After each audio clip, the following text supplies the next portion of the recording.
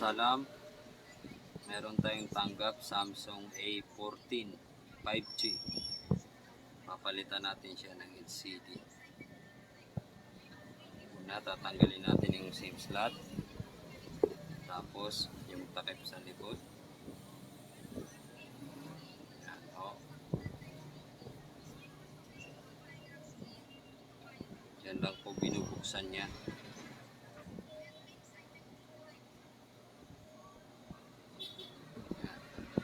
Pagtatanggal ng takip, may mga tornilyo siya. Tatanggalin muna yung takip ng camera. Ayan.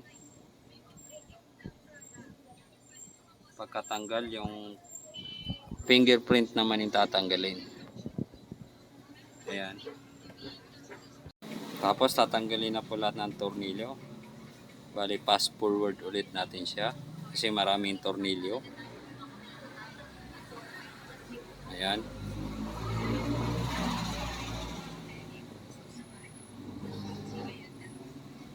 Pagkatanggal ng tornilyo, ayan, tatanggalin po yung mga takip ng charging board at saka main board. Ganyan po pagtanggal. Sa gilid, nakalock.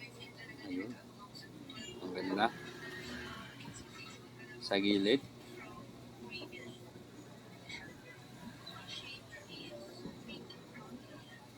Gumamit po ako dyan ng tweezer.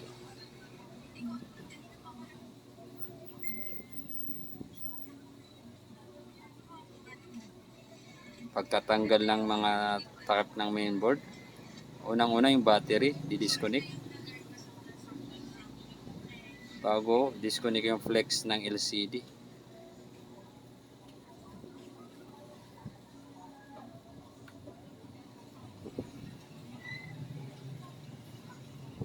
Tapos tatanggalin na po natin yung LCD. Bali nakadikit pa yung LCD niya. Ang gagamitin ko para matanggal yung LCD. Ayan.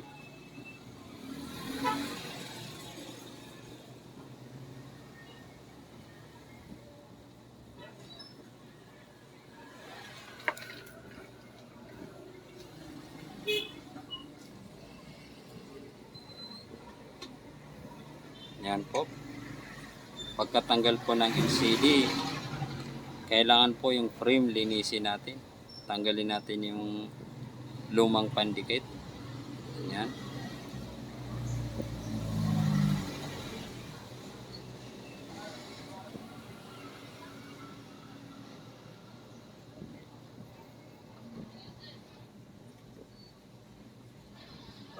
Tapos ibubrush natin siya. Ang pagbubrush po niyan, wag nyo na pong idamay sa yung front camera.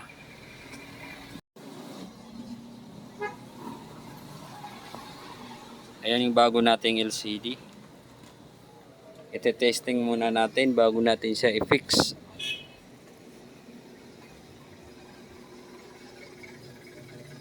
Ganyan po pagkabit niya.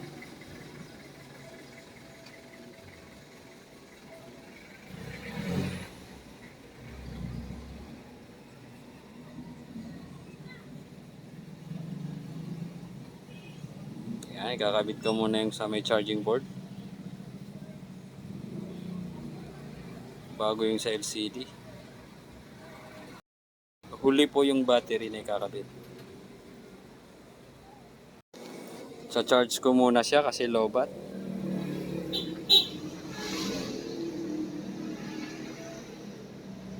Ayun, nag-display na.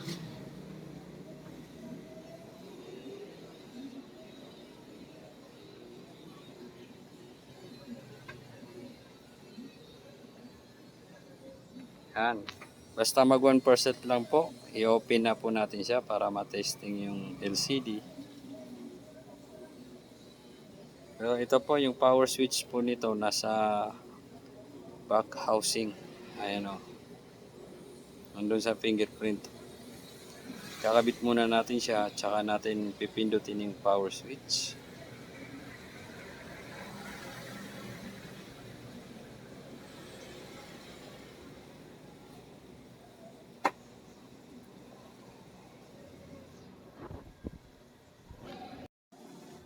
Yun, nag-open na siya.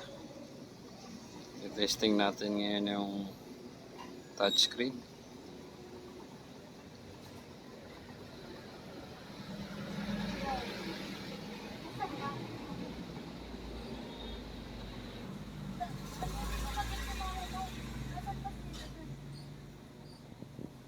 Pag bumitaw yan, ibig sabihin may sablay yung touchscreen. Pero yan, hindi bumitaw, ibig sabihin good. Ito, turn off ko muna siya.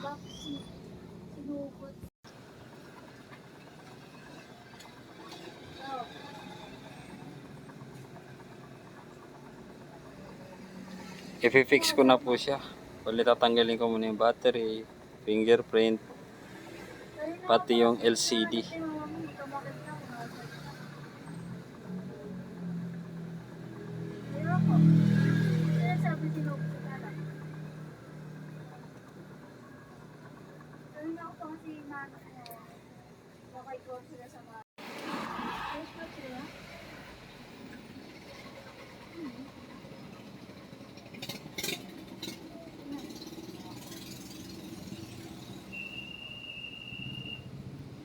Yan, natanggal ko na yung LCD.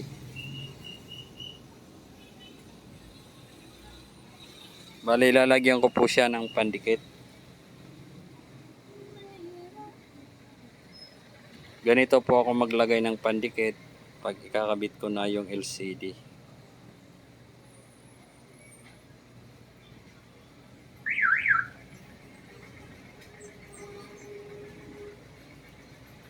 Dahan-dahan lang po yung paglagay.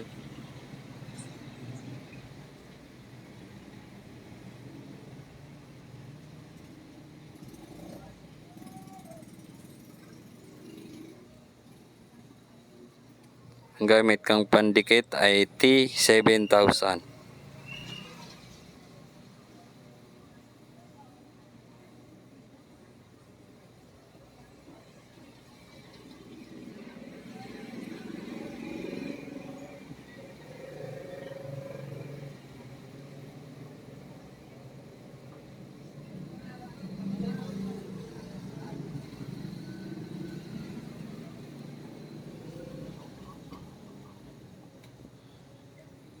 Yan, pinalibot ko po yung pandikit. Ang hindi ko lang nilalagyan ng pandikit ay yung may sa speaker at saka sa sensor.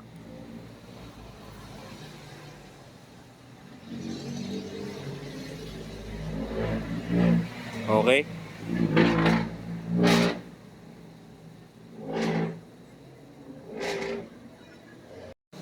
Bale, pinast forward ko po yan. Kasi pinatuyo ko muna ng 3 minutes bago ko ikabit. Ayan po yung pagkabit. Inuuna ko po yung sa taas. Ayan. Bago yung sa baba.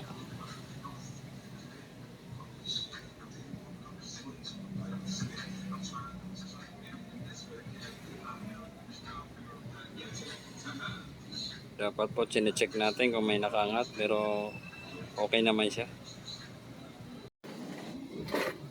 Bale, ikakabit ko na yung mga flex.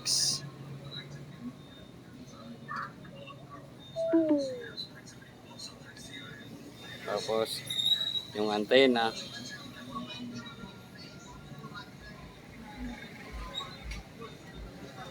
Yan. Kailangan ayusin yung antena para hindi siya umangat pag kinabit natin yung back housing. Pinakahuli po yung battery.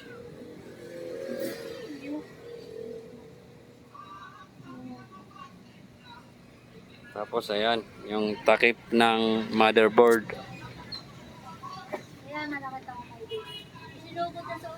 Tapos yung sa charging board naman.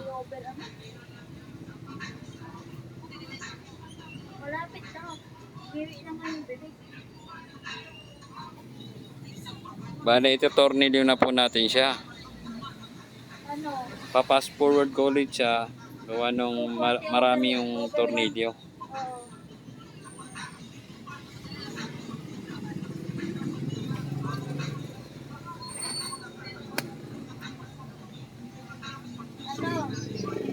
over 110. Pagkatapos, ikakabit na yung fingerprint. Ay, hindi ko lang alam. Binilan nga ni Pati. Di ba pinabilhan mo kay dahil nga ng bata ko? Bago yung takip ng camera. Bale, nilinis ko na po yan. Yan yung pinakahuli, yung takip.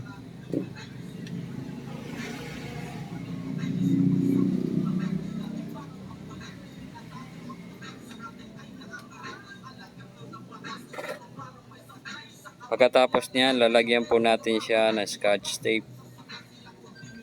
Pagsamantala, habang pinapatuyo yung pandikit. Bale, 24 hours to 48 hours bago matuyo yung pandikit. Yan, dyan po ako naglalagay ng tape. Ilalim ng unan. Ayan, dalawa sa baba, dalawa sa taas. Dito ni Daniel.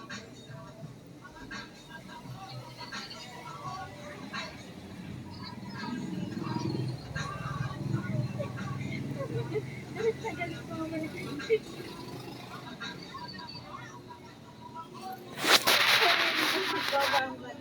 hindi bumaba yung baby. Bilihan na nga, bilihan ko na nga ng ano. Binabilang ko na kay Daniel ng Luzak time sa upload date. Kasi nga kulang yung binigay na kay Okay na siya. Done na po. At saka, ano, Sana po makatulong to sa mga baguhang katulad ko. mga